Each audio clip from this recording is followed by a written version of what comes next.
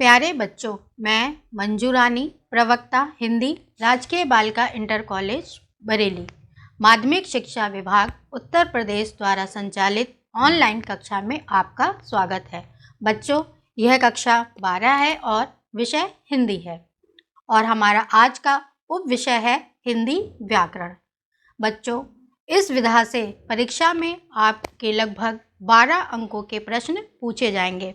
पहले इसमें 16 अंकों के प्रश्न पूछे जाते थे, लेकिन कोरोना वैश्विक महामारी के कारण आपका पाठ्यक्रम 30% कम कर दिया गया है, जिस कारण इस विधा से लगभग 12 अंकों के प्रश्न पूछे जाएंगे। सबसे पहले मैं आइए आपको व्याकरण किसे कहते हैं उसके बारे में संक्षेप में बता देती हूँ। व्याकरण वह विधा है जिसके द्वारा किसी भी भाषा को शुद्ध पढ़ा, लिखा और बोला जाता है। किसी भी भाषा को शुद्ध पढ़ने, लिखने और बोलने के एक निश्चित नियम होते हैं और ये नियम व्याकरण के अंतर्गत आते हैं। तो बच्चों, आपको समझ में आ गया होगा कि किसी भी भाषा को शुद्ध पढ़ने, लिखने और बोलने के लिए हमें व्याकरण के नियमों की आवश्यकता पड़ती है। आइए आज का हमारा प्रकरण देखते हैं। हमारा आज का प्रकरण है, सबसे पहले देखिए, शब्दों में सूक्ष्म अंतर या शब्द युग्म। अनेकार्थी शब्द, अनेक शब्दों के लिए एक शब्द, वाक्यों में त्रुटि मार्जन, लोकोक्ति एवं मुहावरे। और पाठ्य अनुक्रम के माध्यम से हम यह जानेंगे कि आज हम व्याकरण के किन किन नियमों का अध्ययन करेंगे। तो सबसे पहले देखिए, शब्दों में सूक्ष्म अंतर। अनेकार्थी शब्द, अनेक शब्दों के लिए एक शब्द, वाक्यों में त्रुटि मार्जन, लोकोक्ति एवं मुहावरे। और बच्चों, आपको गृहकार भी दिया जाएगा और अंत में पुनरावलोकन। आइए सबसे पहले हम देखते हैं शब्दों में सूक्ष्म अंतर। शब्द युग्म या शब्दों में सूक्ष्म अंतर से हमारा तात्पर्य हिंदी भाषा के ऐसे शब्दों से है जो उच्चारण करने में लगभग समान ध्वनि में उच्चारित होते हैं, लेकिन उनमें मात्रा आदि की भिन्नता रहती है, साथ ही उनके अर्थ में भी भिन्नता रहती है। सूक्ष्म अंतर से बच्चों आपको ज्ञात हो रहा होगा कि मतलब शब्दों में बहुत सूक्ष्म अंतर होता है, लेकिन उनके अर्थ बिल्कुल भिन्न हो जाते हैं। हिंदी भाषा में कुछ शब्द जो उच्चारण की दृष्टि से लगभग समान प्रतीत होते हैं, किंतु उनके अर्थ में बहुत अधिक भिन्नता होती है। ऐसे शब्दों को समोच्चारित भिन्नार्थक शब्द, शब्द युग्म, शब्दों में सूक्ष्म अंतर या समध्वनि भिन्नार्थक शब्द आदि नामों से जाना जाता है। आइए इसके उदाहरण देखते हैं, जैसे अंश और अंश। अंश का अर्थ है कंधा और अंश का अर्थ है हिस्सा या भाग। अगम और आगम। अगम का अर्थ है दुर्लभ और आगम का अर्थ है उत्पत्ति या शास्त्र। अभय और उभय। अभय इसका अर्थ है भयहीन, उभय यानी दोनों। सुत और सूत। सुत का अर्थ है पुत्र और सूत का अर्थ है सारथी।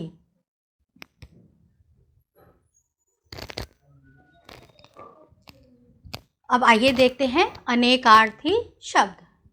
ऐसे शब्द जिनके कई अर्थ होते हैं अनेकार्थी शब्द कहलाते हैं। अनेकार्थी से हमें ज्ञात हो जा रहा होगा कि किसी भी शब्द के अनेक अर्थ।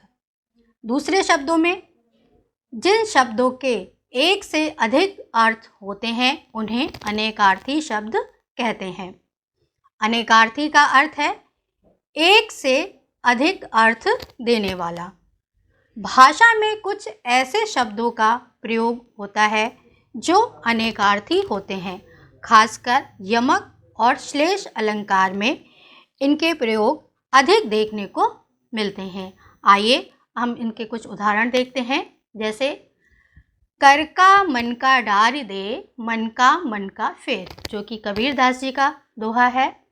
रहीमन पानी राखिए, बिन पानी सब सून, पानी गए न उबरे, मोती मानस चून, जो कि रहीमदास का दोहा है। और तीसरा देखिए, चली चंचला चंचला के घर से, तभी चंचला चमक पड़ी। और अब देखिए इनके अर्थ। मनका, इसमें मनका के कई अर्थ हैं, जैसे माला के दाने, मन जो कि चित्त के लिए है। पानी, पानी चमक, चमक यानी मोती के लिए है। इज्जत भावना के लिए।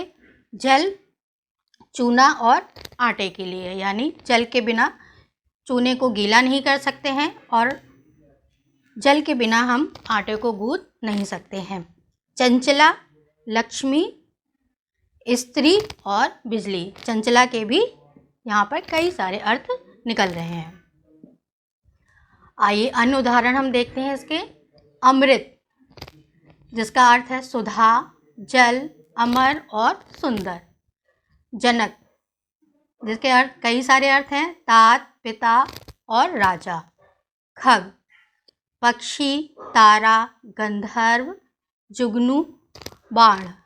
और ठाकुर, जिसके देखिए अर्थ देवता, हजाम और क्षत्रिय।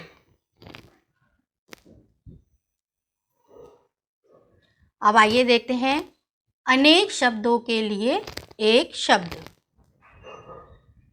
जब हम लंबे वाक्यांश के स्थान पर एक शब्द में अपने भावों व विचारों को स्पष्ट कर देते हैं, कहने का भाव है कि बहुत लंबा वाक्य है, उसको हम केवल अपने एक भाव में ही या एक शब्द में ही उसको स्पष्ट कर देते हैं, तब यह क्रिया अनेक शब्दों के लिए एक शब्द कहलाती है। तात्पर्य यह है कि कम शब्दों में अधिक भावों को व्यक्त करने वाली भाषा प्रभावशाली होती है। आइए देखते हैं इसके कुछ उदाहरण।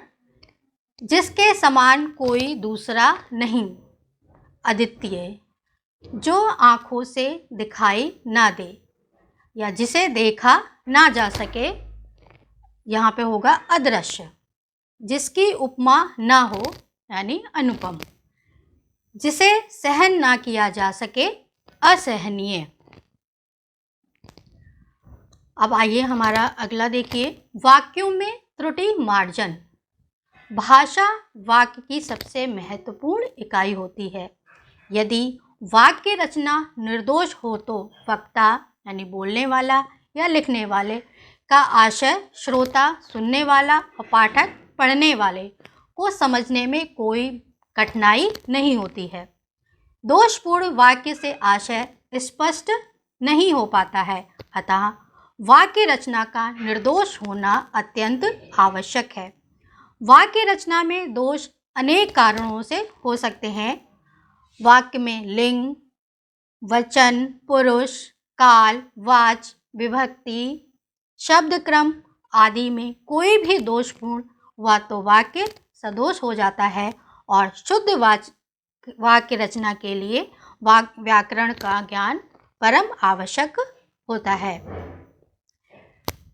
लिंग संबंधी अशुद्धियाँ देखिए, हिंदी में केवल 2 लिंग होते हैं, स्त्रीलिंग और पुल्लिंग। आइए इसका उदाहरण देखें। जो हमारा अशुद्ध वाक्य है, महादेवी वर्मा विद्वान कवित्री थी, और शुद्ध वाक्य है महादेवी वर्मा विदुषी कवित्री थी। यहाँ पर विद्वान जो है वो पुरुष के लिए प्रयोग किया जाएगा और विदुषी स्त्री के लिए। अब दूसरा हमारा अशुद्ध वाक्य देखिए, पुत्री पराया धन होता है, और शुद्ध वाक्य है पुत्री पराया धन होती है। यहाँ पर होता पुत्र के लिए होगा और पुत्री के लिए होती का प्रयोग होगा। अब देखिए वचन संबंधी त्रुटियाँ। हिंदी में केवल 2 वचन होते हैं, एक वचन तथा बहुवचन। वचन संबंधी कुछ नियम हैं जो हमें जानना बहुत आवश्यक है, जो कि इस प्रकार हैं। ने देखिए, कुछ शब्द सदैव बहुवचन में ही प्रयोग होते हैं, जैसे प्राण, दर्शन, हस्ताक्षर, आंसू, होश, बाल, अनेक आदि। ये शब्द अनेक, बाल, जबकि बहुत सारे होते हैं, लेकिन फिर भी ये केवल सदैव किस में प्रयुक्त होंगे? बहुवचन में ही प्रयोग होंगे। हस्ताक्षर जबकि अकेला होता है, लेकिन फिर भी ये बहुवचन में प्रयोग होगा। अब देखिए, भाववाचक संज्ञाएं सदा एक वचन में प्रयुक्त होती हैं, जैसे बुढ़ापा, बचपन, लड़कपन और भावुकता। आदरणीय व्यक्तियों के साथ एक वचन होते हुए भी बहुवचन क्रिया लगाई जाती है। आदरणीय व्यक्ति अगर एक वचन में होगा, फिर भी उसके साथ हमें बहुवचन की क्रिया लगाना होगा। कुछ शब्द सदैव एक वचन होते हैं, जैसे समान, माल, जनता आदि। ये हमें क्या है, समान बहुत सारे होते हैं, जनता भी बहुत सारी होती है, लेकिन फिर भी ये एक वचन में ही प्रयोग होगी। अब इसके उदाहरण देखिए। टक्कर लगते ही उसका प्राण निकल गया, और जबकि हमारा शुद्ध वाक्य होगा टक्कर लगते ही उसके प्राण निकल गए। कृपया मेरे सामानों पर निगाह रखना, और इसका शुद्ध वाक्य है कृपया मेरे सामान पर निगाह रखना। यहाँ पर देखिए, सामान जबकि बहुत सारा है, लेकिन फिर भी ये यहाँ पर एक वचन का प्रयोग किया गया है। अशुद्ध, ये देखिए अशुद्ध वाक्य, मेरा बड़ा भाई आ रहा है, और यहाँ पे शुद्ध वचन होगा मेरे बड़े भाई आ रहे हैं। जबकि ये एक वचन है, फिर भी हमें यहाँ पर बहुवचन की क्रिया का प्रयोग किया गया है। अध्यापक कक्षा में पढ़ा रहा है, यहाँ पर अध्यापक एक वचन है, फिर भी हम यहाँ पर बहुवचन की क्रिया का प्रयोग करेंगे, क्योंकि ये आदरणीय व्यक्ति हैं, इसलिए आदरणीय व्यक्ति के साथ हमेशा बहुवचन की क्रिया का प्रयोग किया जाता है। इसका शुद्ध वाक्य है अध्यापक कक्षा में पढ़ा रहे हैं। आइए अब हम देखते हैं कारक संबंधी अशुद्धियाँ। हिंदी के कारक संबंधी प्रयोग के नियम जो हैं संस्कृत से पर्याप्त भिन्न हैं, अतः हिंदी कारक चिन्हों का सही प्रयोग समझना हमें परम आवश्यक है। आइए कारक, हिंदी के कारक के चिन्ह देखते हैं। कर्ता ने कर्म को करण से या द्वारा संप्रदान के लिए या को अपादान से, यानी अलगाव के अर्थ में, संबंध का, की, रे, रा, री, रे, और संबोधन रे, हे, अरे, और अधिकरण में, पर। इसके कुछ हम उदाहरण देखते हैं। जो हमारा अशुद्ध वाक्य है, मैं भोजन कर लिया है, और जबकि हमारा शुद्ध वाक्य होगा मैंने भोजन कर लिया है। दूसरा अशुद्ध वाक्य देखिए, मैं कलम के साथ लिखता हूँ, जबकि इसका शुद्ध वाक्य क्या होगा कि मैं कलम से लिखता हूँ। तीसरा अशुद्ध वाक्य देखिए, राम ने पुस्तक को पढ़ा लिया, और इसका शुद्ध वाक्य होगा राम ने पुस्तक पढ़ा ली।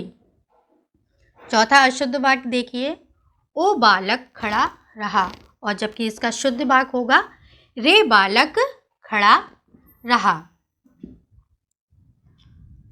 काल संबंधी अशुद्धियाँ। हिंदी में 3 काल हैं, वर्तमान काल, भूतकाल और भविष्यकाल। काल का निर्माण क्रिया से होता है, किंतु कभी कभी क्रिया को देखकर काल का निर्माण करना कठिन हो जाता है। आइए देखते हैं इसके कुछ उदाहरण। जैसे अशुद्ध वाक्य है, मैं लड़के को पढ़ाया हूँ, तो यहाँ का शुद्ध वाक्य हो जाएगा मैंने लड़के को पढ़ाया है।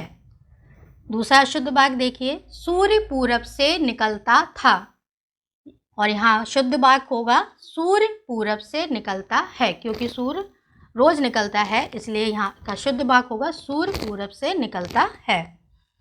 तीसरा अशुद्ध वाक्य देखिए, एक पुरुष और एक स्त्री जा रही है, और इसका शुद्ध वाक्य होगा स्त्री और पुरुष जा रहे हैं। चौथा अशुद्ध वाक्य देखिए, जब तुम मेरे यहाँ आओ तो मैं भी चलूँगा, और शुद्ध वाक्य है जब तुम मेरे यहाँ आओगे तो मैं भी चलूँगा। वर्तनी संबंधी अशुद्धियाँ। वाक्य में प्रयुक्त किसी भी शब्द की वर्तनी अशुद्ध होने पर वाक्य भी हमारा अशुद्ध माना जाता है। अतः शब्दों को, चाहे वह समासिक शब्द हो या संधि युक्त शब्द, शुद्ध रूप से जानना परम आवश्यक है। आइए इसके कुछ उदाहरण देखते हैं। नायिका, यहाँ पर ई की मात्रा लगेगी, नायिका। आगामी, और यहाँ पर हो जाएगा हमारा शुद्ध शब्द आगामी। आधीन, और जबकि हमारा शुद्ध शब्द होगा अधीन। पत्नी, और हमारा शुद्ध शब्द है पत्नी। यहाँ पे बड़ी की मात्रा आएगी जबकि इस पर छोटी की मात्रा लगी हुई है। भानु, भानु में छोटे ऊ की बड़े ऊ की मात्रा लगी, लेकिन जो शुद्ध शब्द है वो हमारा भानु होगा। आँख, इसमें अंक बिंदी लगी है, लेकिन आँख पर हमेशा चंद्र बिंदु का प्रयोग किया जाता है, तो हमारा शुद्ध शब्द हुआ आँख। आइए अब आगे हम देखते हैं मुहावरे एवं लोकोक्तियाँ। तो सबसे पहले देखिए मुहावरे। ऐसे वाक्यांश जो शाब्दिक अर्थ से भिन्न किसी विलक्षण अर्थ को व्यक्त करता है, मुहावरा कहलाता है। इसका स्वतंत्र प्रयोग नहीं होता है, वरन यह वाक्य के बीच में प्रयुक्त होता है। मुहावरों का अर्थ लाक्षणिक रूप में प्रकट होने के कारण भाषा में चमत्कार, सरसता और प्रवाह उत्पन्न हो जाता है। मुहावरों का वाक्य में प्रयोग करते समय यह ध्यान रखना चाहिए कि मुहावरे का ही प्रयोग किया जाए, ना कि उसके अर्थ का। कहने का तात्पर्य यह है कि जब हम मुहावरे का वाक्य प्रयोग करेंगे तो वाक्य प्रयोग में मुहावरे का ही प्रयोग करेंगे, ना कि उसके अर्थ का। मुहावरों का वाक्यों में प्रयोग इस तरह से होना चाहिए कि उस वाक्य को पढ़ते ही वाक्य में प्रयुक्त मुहावरे के अर्थ का बोध हो जाए। और मुहावरों के प्रयोग से भाषा की व्यंजना शक्ति का विकास होता है और भाषा सबल, सशक्त एवं प्रभाव उत्पादक बन जाती है। आइए इसके हम कुछ उदाहरण देखते हैं। अंधे की लाठी, जिसका अर्थ है एकमात्र सहारा। श्रवण कुमार अपने वृद्ध और अंधे माता पिता की अंधे की लाठी था। देखिए यहाँ पर वाक्य प्रयोग में हमने मुहावरे का ही प्रयोग किया है। ईद का चांद होना, यानी अधिक दिनों में दिखाई देना। भाई श्याम, जब से तुम डॉक्टर बने हो ईद का चांद हो गए हो। कान का कच्चा होना, जिसका अर्थ है झूठी शिकायत पर ध्यान देने वाला। और इसका वाक्य प्रयोग देखिए। जो अधिकारी कान का कच्चा होता है उसके विश्वसनीय कर्मचारी उसका साथ छोड़ देते हैं। और चौथा देखिए हमारा, घर सिर पर उठाना, यानी शोर मचाना। जब घर पर बड़े नहीं हों तो बच्चे घर को सिर पर उठा लेते हैं। अब आइए हम देखते हैं लोकोक्ति या कहावत। तो लोकोक्ति का अर्थ है लोक में प्रचलित कथन, मतलब ऐसा कथन जो लोगों में प्रचलित हो। प्रायः बड़े बड़े कवियों, लेखकों तथा विचारकों के कथन या कही गई बात या उनका अनुभव की कही गई बात कहावत बन जाती है। कहावत एक पूर्ण वाक्य अथवा वाक्यांश होता है जो कि किसी प्रासंगिक घटना पर आधारित होता है और जिसका प्रयोग स्वतंत्र रूप से होता है। लोकोक्तियों का प्रयोग करने से बातचीत में प्रवाह उत्पन्न होता है। और आइए हम इसका एक उदाहरण देखते हैं। ऊंची दुकान फीका पकवान एक लोकोक्ति या कहावत है जिसमें दुकान के माध्यम से ऐसे व्यक्ति के बारे में कहा गया है जो तड़क भड़क या दिखावा तो बहुत करते हैं पर वास्तविकता में कुछ नहीं होते। लोकोक्ति या कहावत स्वतंत्र वाक्य के रूप में होती है और अपना स्वतंत्र अर्थ प्रकट करती है, जबकि मुहावरा वाक्य का अंश होता है जिसका स्वतंत्र रूप से प्रयोग नहीं किया जा सकता। और लोकोक्ति के कुछ अन्य उदाहरण हम देखते हैं। अपनी अपनी डफली अपना अपना राग, जिसका अर्थ है अपने अपने मतलब की बात करना। राकेश के घर का कोई भी सदस्य किसी की बात नहीं मानता, सभी अपनी अपनी डफली अपना अपना राग अलापते हैं। कहाँ राजा भोज कहाँ गंगू तेली, जिसका अर्थ है आकाश पाताल का अंतर। इसका वाक्य प्रयोग देखिए। तुम बार बार राजू की बात करते हो, वह भला मोनू की बराबरी क्या करेगा। कहाँ राजा भोज और कहाँ गंगू तेली। नाच न जाने आंगन टेढ़ा, जिसका अर्थ है योग्यता न होने पर बहाने बनाना। निशा से गणित का एक प्रश्न हल न हो पाया तो वह कहने लगी कि कलम ही ठीक नहीं चल रही है। इसे कहते हैं नाच न जाने आंगन टेढ़ा। अब आगे देखिए। सावन हरे न भादो सूखे, सदैव एक जैसा होना। योगेश बड़ा ही हंसमुख है, उससे जब भी मिलो प्रसन्न ही मिलता है।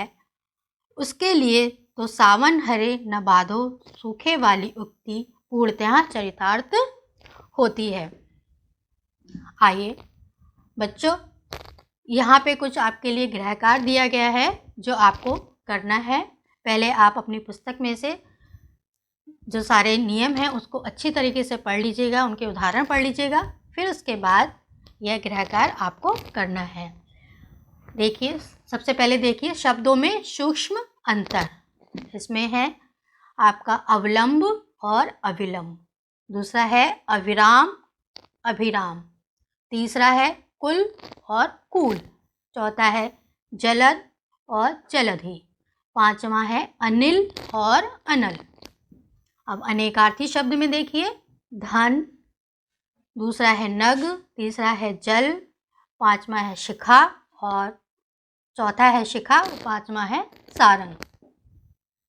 अब देखिए अनेक शब्दों के लिए एक शब्द में सत्य आचरण करने वाला, दूसरा है जिसका कोई स्वामी या रक्षक न हो, तीसरा है जो सब कुछ जानता हो और चौथा देखिए स्वयं उत्पन्न होने वाला और जिसका दमन न किया जा सके। त्रुटि मार्जन में देखिए राम और श्याम बातचीत कर रहा है, दूसरा देखिए आज सभा में अनेक नेताओं का भाषण हुए, तीसरा देखिए तुम मेरे से मत बोलो और चौथा देखिए जब तुम मेरे यहाँ आओ तो मैं भी चलूँगा। वर्तनी संबंधी अशुद्धियाँ में पहला है अनुदित, दूसरा है उच्चार और तीसरा है कलश। अब देखिए लोकोक्ति और मुहावरे में आपका पहला गृह कार्य है अपना उल्लू सीधा करना, छक्के छुड़ाना, तीसरा है आम के आम और गुठलियों के दाम, चौथा है हाथ कंगन को आरसी क्या। बच्चों आइए अब पुनरावलोकन के माध्यम से हम यह देखें कि आज हमने व्याकरण के किन किन नियमों का अध्ययन किया। तो सबसे पहले हमने पढ़ा शब्दों में सूक्ष्म अंतर, दूसरा हमारा था अनेकार्थी शब्द और तीसरा है अनेक शब्दों के लिए एक शब्द, चौथा था हमारा वाक्यों में त्रुटि मार्जन और पांचवा हमारा था लोकोक्ति एवं मुहावरे। तो हमने इन व्याकरण के इन नियमों का आज अध्ययन किया। बच्चों आज आपकी कक्षा यहीं समाप्त होती है, अगली कक्षा में हम फिर मिलेंगे। जब तक के लिए स्वस्थ रहिए, मस्त रहिए और पढ़ते रहिए। धन्यवाद।